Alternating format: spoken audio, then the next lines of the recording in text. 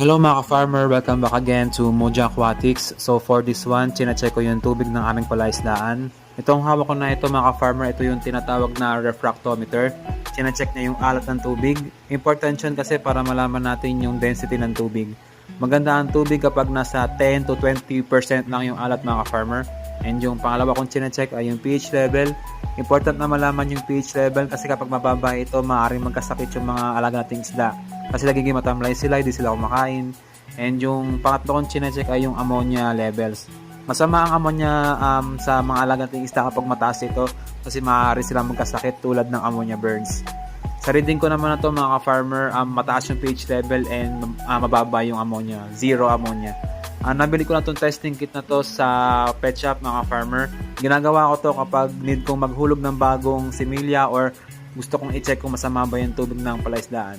Ayun lang mga farmer, thank you.